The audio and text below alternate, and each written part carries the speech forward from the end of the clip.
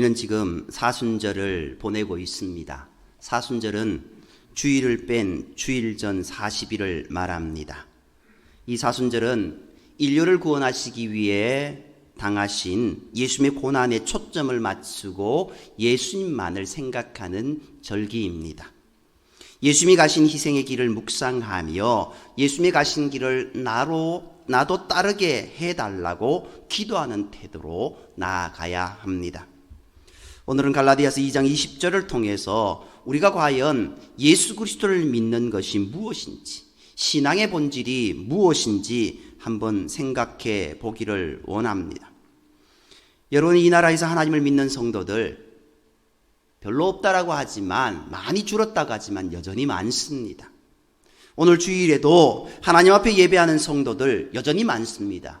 그런데 왜 이 땅의 교회들과 이 땅의 기독교인들은 주님을 믿지 않는 사람들에게 비난을 받고 있을까요? 안타까운 현실입니다. 성도들 한 분 한 분 만나 뵈면 참 훌륭한 분들이고 신앙생활 잘 하는 분들입니다. 그런데 한국 기독교, 한국의 기독교인이라고 하는 집합명사가 되면 이 사회에서 많은 지탄을 받게 된다라는 겁니다. 한 분 한 분 따지고 보면은 훌륭한 분들이 많은데 왜 한국의 기독교, 한국의 기독교인들은 지금 이 땅에서 수많은 비판과 비난을 받고 있을까? 우리는 원인을 어디서 찾을 수 있을까요? 여러분, 우리가 서점이나 인터넷에서 책을 구입하는 경우가 있습니다. 요즘은 더군다나 인터넷에서 구하는 경우가 더 많습니다만, 특별히 월간지를 사게 되면 월간지에는 별책부록이라는 본으로 주는 그런 책이 있습니다.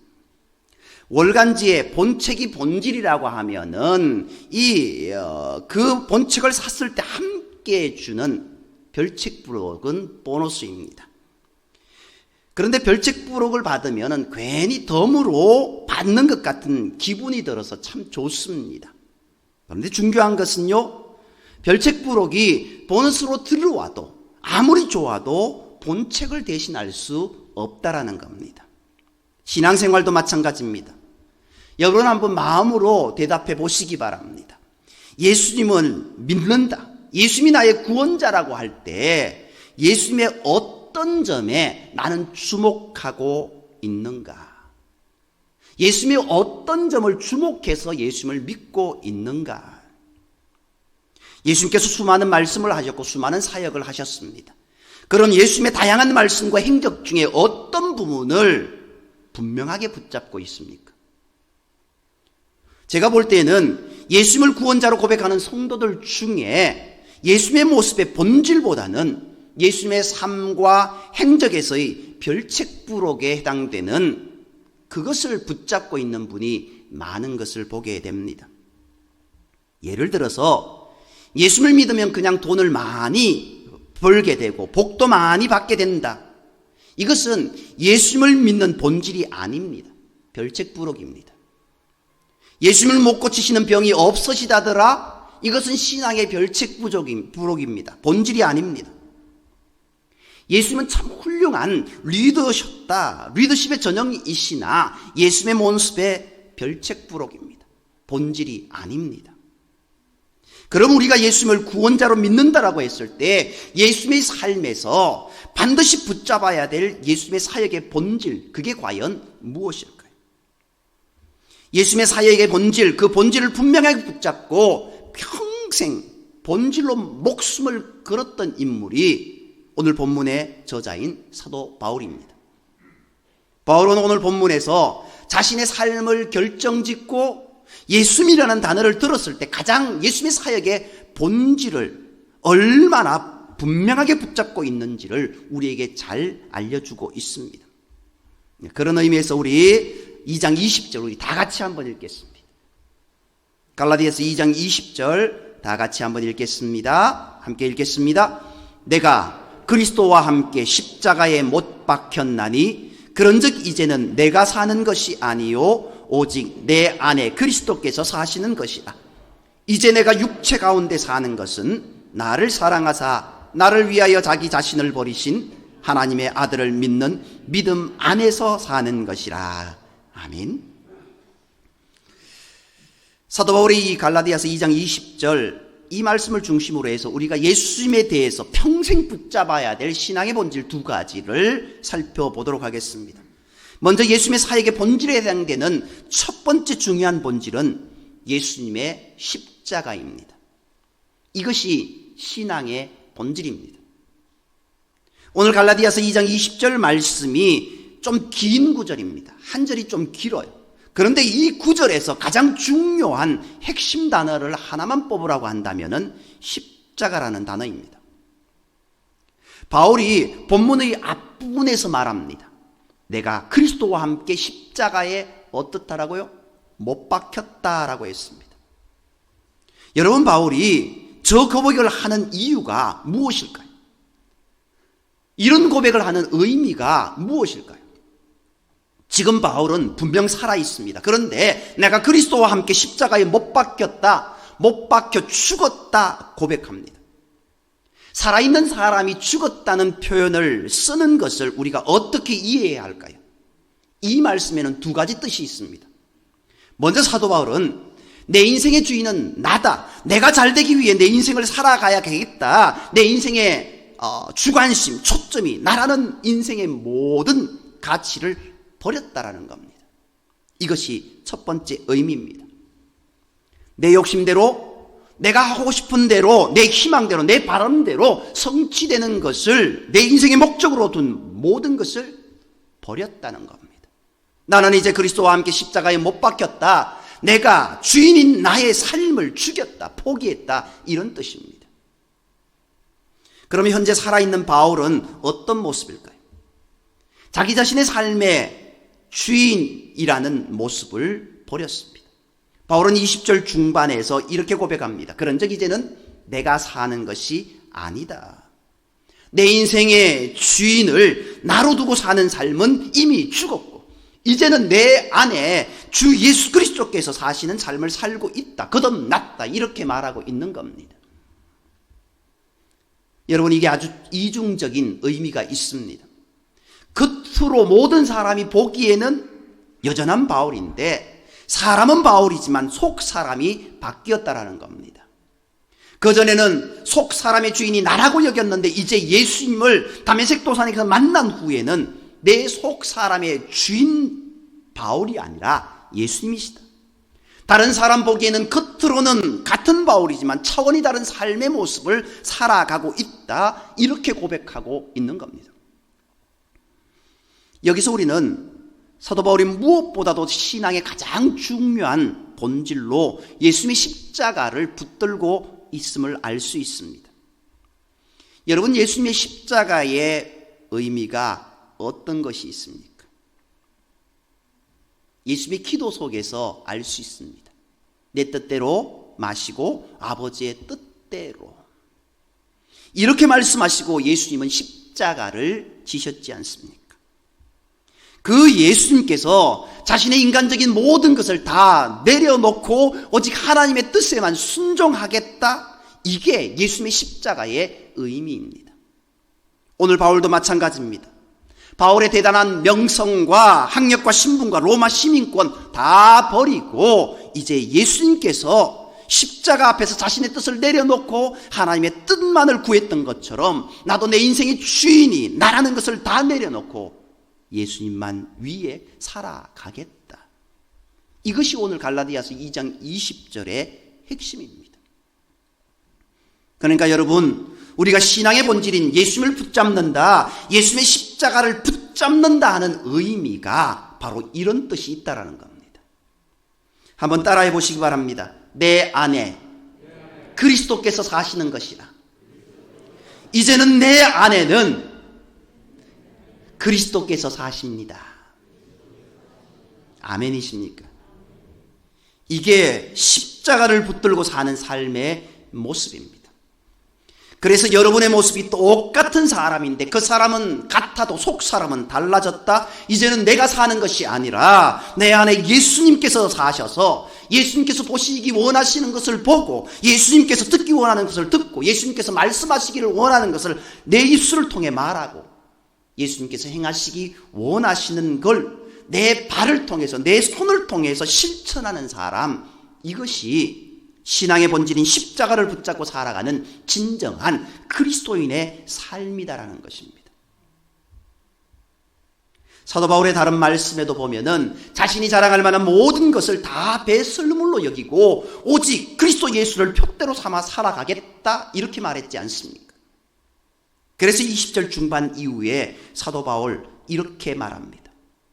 이제 내가 육체 가운데 사는 것은, 여전히 내 겉모습은 바울이지만 그렇게 살아가는 것은 나를 사랑하사 나를 위하여 자기 자신을 버리신 하나님의 아들을 믿는 믿음 안에서 사는 것이다 라고 그렇게 고백하고 있습니다. 오늘 저와 여러분의 신앙의 본질은 나를 사랑하사 자기 자신을 하나님의 아들을 믿는, 버리신 하나님의 아들을 믿는 믿음 안에서 사는 것인 줄 믿습니다. 나를 사랑하사 십자가에 달리신 주님의 십자가를 바라보는 믿음이 있어야 될 줄 믿습니다. 그러나 여러분, 여기서 꼭 기억할 게 있습니다. 십자가를 바라보라고 해서 십자가가 끝이 아니다라는 겁니다. 십자가는 신앙의 본질이지만 십자가가 완성이 아니라는 겁니다.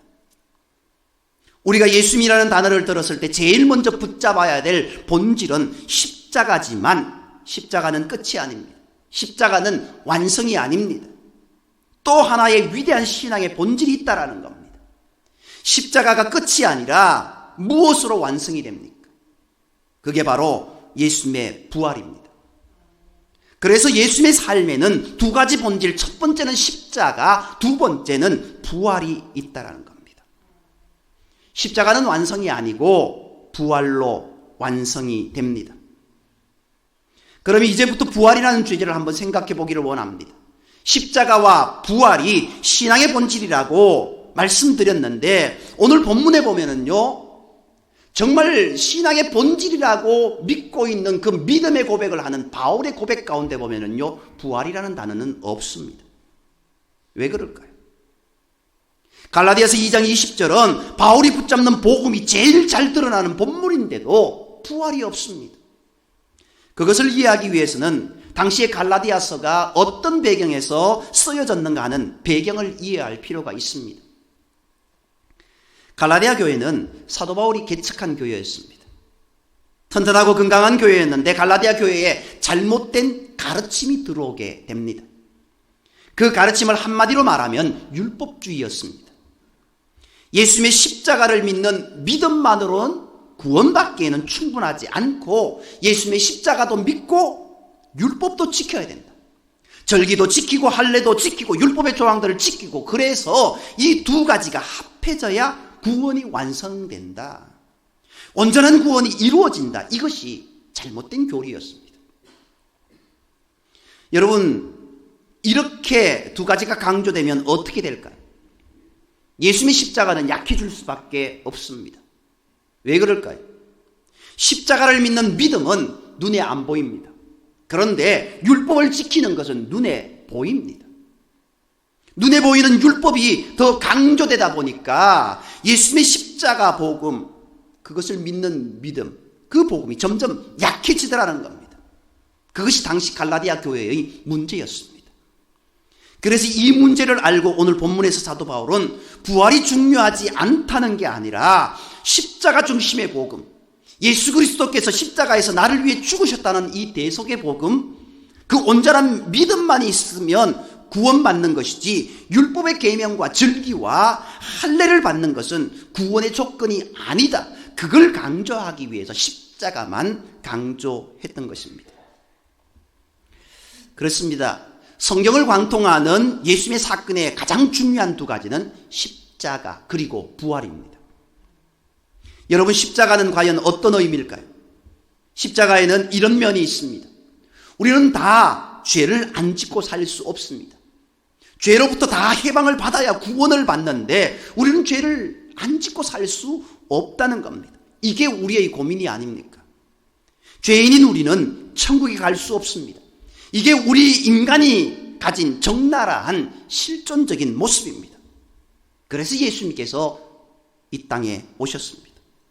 나 스스로 해결하지 못하는 죄의 문제를 예수님께서 십자가에 대신 지시면서 해결해 주시고, 그 예수님의 십자가의 복음을 믿고 우리가 천국에 이르게 되는 것입니다. 그래서 십자가가 중요합니다.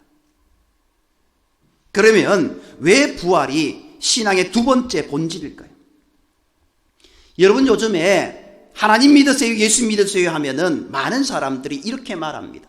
뭐 굳이 예수님 믿어야 됩니까? 예수님만 믿어야 구원받습니까? 당신은 예수님 믿고 나는 이 종교를 믿으면 되는 것이지, 나는 불교를 혹은 유교를 혹은 이슬람교를 믿으면 되는 거 아니냐고. 각자 자기 소견에 옳은 대로 하면 되지 뭐 굳이 예수님만 믿으면 된다고 말하냐고. 다 그게 그거 아닙니까? 이게 바로 종교다원주의입니다.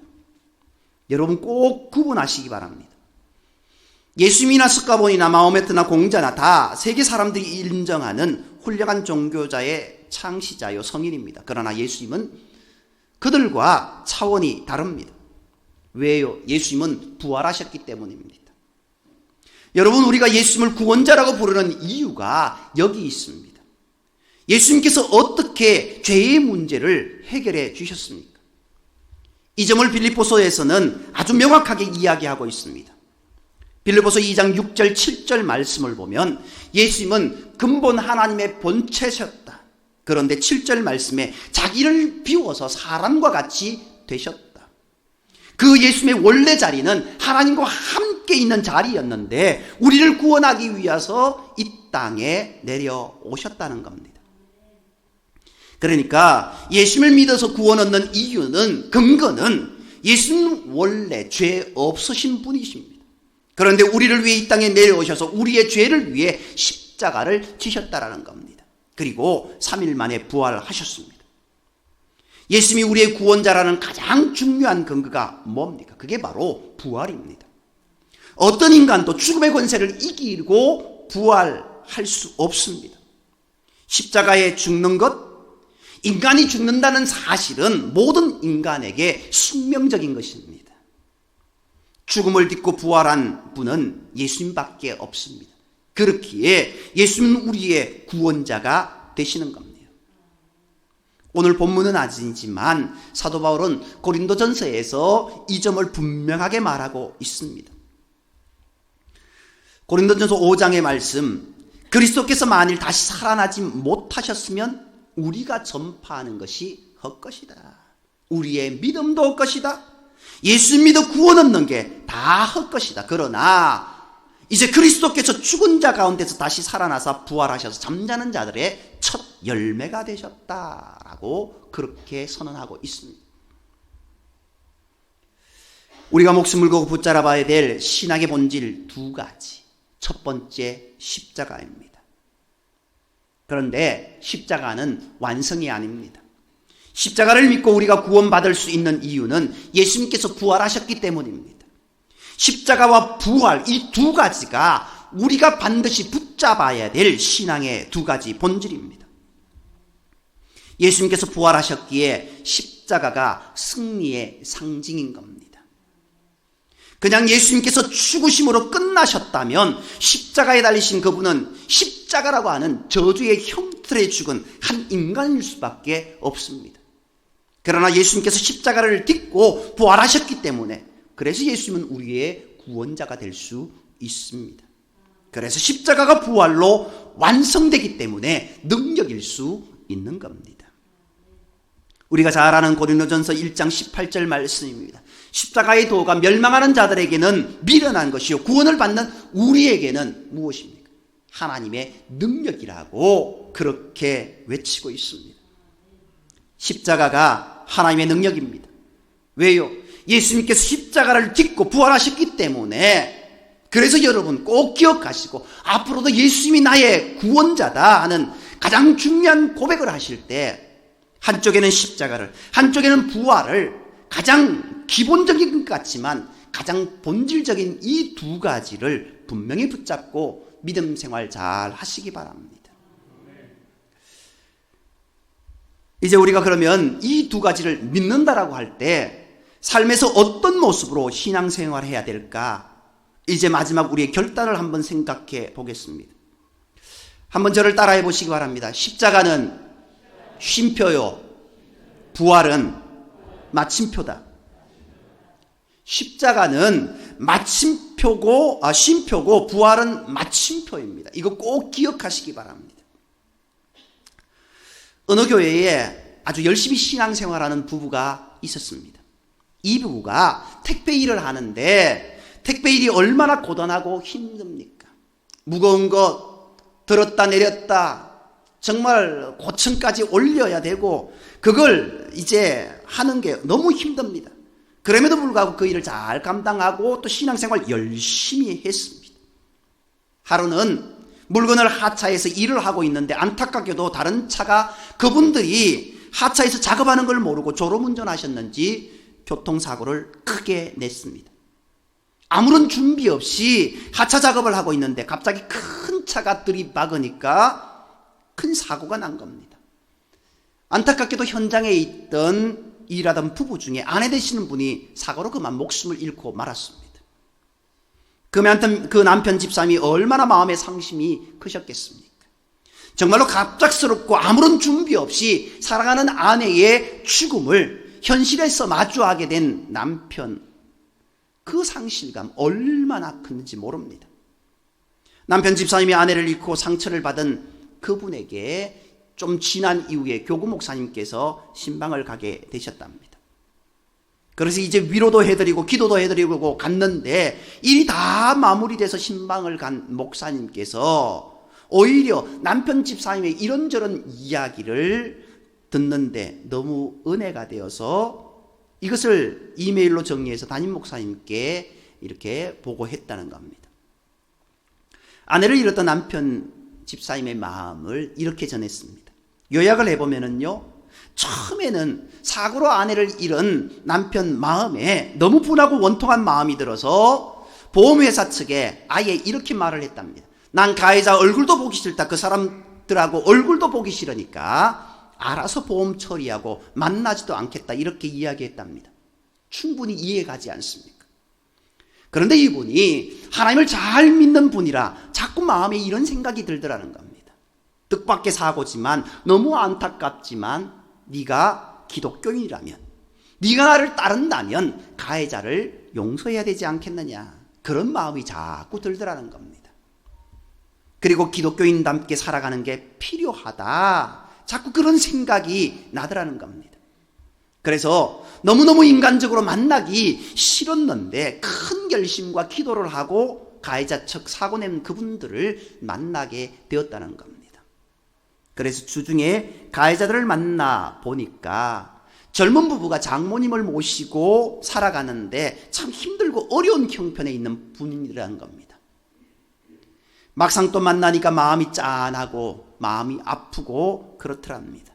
그래서 그 남편분이 가해자분들에게 이렇게 마지막 말씀을 하고 왔답니다. 제가 하나님 믿는 사람입니다. 다 용서하겠습니다. 아무것도 바라지 않습니다. 그러나 제 마음에 소원이 하나 있습니다. 저처럼 가까운 교회 나가셔서 하나님 믿으십시오. 저는 그것 하나면 만족하겠습니다. 이렇게 말하고는 가해자들을 다 용서하셨다는 겁니다. 여러분, 이게 얼마나 힘든 일입니까? 그때 다 용서를 하고 나서 얼마 후에 우연히 보험회사 직원을 통해서 가해자 측의 소식을 들었답니다. 이분들이 평생 하나님을 안 믿는 분이었는데 이 피해를 당한 남자 집사님의 그 용서하는 사랑의 마음을 보고 정말로 이 남자 집사님의 말씀대로 가까운 교회 온 가족들이 다 등록해서 하나님을 잘 믿는 분들이 되셨다라는 겁니다. 그 이야기를 교구 목사님이 듣고 담임 목사님께 이메일로 보낸 겁니다. 여러분, 이것이 바로 우리 기독교 신앙의 힘입니다. 내 사랑하는 아내를 잃었지만 우리 하나님도 사랑하는 아들 예수님을 나를 위해서 잃으셨다. 주님이 지신 십자가를 나도 알고 있다. 주님, 제 인생에 크고 모진 십자가를 지고 있지만 주님께서 저를 도와주십시오. 십자가 지고 살아가겠습니다. 어렵지만 이렇게 고백한 겁니다. 여러분, 이 고백이 얼마나 어려웠겠습니까? 남의 이야기 같아서 하지만 여러분이 이 입장이라면 다 용서하고 그렇게 하실 수 있겠습니까? 정말 어려운 행동이고 정말 어려운 고백입니다. 그런데 어려워도 이 고백이 가능한 이유가 있습니다. 우리는 이유를 알고 있습니다.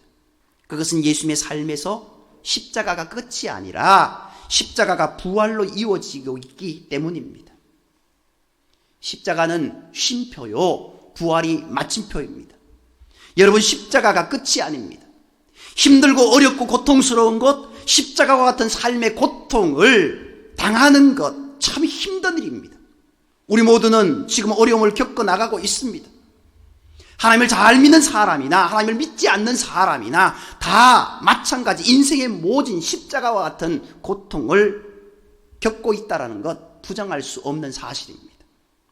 모두에게 보편적인 사실입니다. 그러나 우리는 우리 인생에 있는 십자가로 인해 절망해서 안 됩니다. 포기해서는 안 됩니다. 왜 그럴까요? 십자가가 끝이 아니기 때문입니다. 십자가는 우리 인생의 쉼표지 마침표가 아닙니다. 예수님은 십자가로 인생을 끝내지 않으셨습니다. 십자가를 이기고 3일 만에 부활하셨습니다. 우리 인생에도 이 십자가와 같은 고통이 있다 할지라도 어떤 어려움이 있어도 고통 가운데서도 희망을 바라볼 수 있는 이유는 예수님께서 십자가를 이기고 부활하셨기 때문입니다. 십자가는 내 인생의 마침표가 아닙니다. 비록 우리가 코로나 때문에 힘들고 어렵지만 답답한 삶을 살지만 이 삶 속에서도 우리가 희망을 잃지 않고 살아갈 수 있는 것은 예수님께서 부활하셨기 때문입니다. 비록 갑작스러운 사고로 사랑하는 아내를 잃었으나 그래도 나는 내 사랑하는 아내를 천국에서 다시 볼 것이다.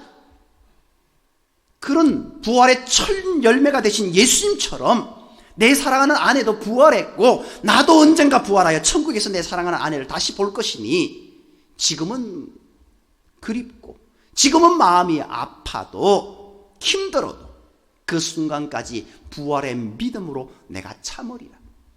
그렇게 예수님의 믿음의 본질인 부활을 붙잡는 우리 성도들의 모습이 되어야 하지 않겠습니까? 예수님의 십자가, 무한한 자기 희생의 십자가가 신앙의 본질이기에 나도 죽어 마땅한 죄인인데 주님께서 나를 용서하셨으니 내 사랑하는 아내의 목숨을 앗아간 사랑하는 사람, 그 사람 용서하기 힘들지만 그러나 주님께서 나도 용서하셨기에 이를 악물고서라도 나도 저를 용서하겠다. 이게 예수님 잘 믿는 사람, 예수님의 그 십자가의 본질을 붙잡는 그런 모습이다. 우리도 그런 모습이 되어야 되지 않겠습니까? 이것이 바로 십자가를 움켜쥔 신앙, 부활의 소망을 간직한 신앙인의 모습입니다. 이런 모습이야말로 세상이 감당하지 못하는 주님을 따르는 그런 모습입니다. 십자가는 마침표가 아닙니다. 십자가는 쉼표요, 부활이 마침표입니다. 사랑하는 성도 여러분, 우리 인생은 십자가로 끝나지 않습니다. 여러분의 삶이 지금 너무 힘들어 십자가 같은 고통이 있을지라도 그 십자가가 여러분 인생의 종착역이 아니고 마침표가 아닙니다. 쉼표에 불과하다는 겁니다. 말씀을 정리합니다. 여러분 신앙의 본질을 분명히 붙잡으시기 바랍니다. 신앙의 별책부록 말고 거기에 치심하지 말고 본질을 붙잡으시기 바랍니다. 십자가와 부활 이 두 가지만 붙잡고 나가면 하나님께서 다른 모든 것은 선물로 주실 것입니다. 비록 지금은 코로나 때문에 한치 앞이 보이지 않아도 이것 또한 지나갑니다. 이미 많이 지나왔지 않습니까? 주님께서 여러분을 평안으로 인도하실 줄 믿습니다. 좋으신 하나님께서 여러분의 인생을 부활과 같은 밝은 희망으로 인도하실 줄 믿습니다. 이런 어려운 때일수록 복음에 충실한 신앙, 본질에 충실한 신앙, 좌로나 우로나 치우치지 아니하고 하나님 앞에 기도하고 예배하고 말씀에 힘쓰셔서 정말로 부활의 희망이 여러분의 인생에 선물로 다가오고 그 선물 받고 하나님 앞에 기뻐하는 복된 인생, 행복한 인생, 위대한 인생 살아가는 모든 성도님이 되시기를 주님의 이름으로 축복합니다. 기도드리겠습니다. 사랑의 하나님, 은혜를 감사합니다. 오늘 말씀을 통해 우리가 붙잡아야 할 신앙의 본질을 깨닫게 하시니 감사합니다. 주님의 십자가를 묵상하며 지금 당하는 어려움과 고난을 잘 이겨나가게 하여 주옵소서. 주님, 저희로 하여금 십자가가 부활로 이어짐을 늘 기억하게 하시고 지금 경험하는 이 위기가 마침표가 아니라 쉼표임을 기억하며 주님 나를 지키시기에, 주님 나와 함께 하시기에 고난 중에도 감사하며 영광의 미래의 희망찬 부활의 미래를 믿는 믿음을 허락하여 주옵소서. 우리의 생명의 구주 되시는 예수 그리스도의 이름으로 기도드립니다. 아멘.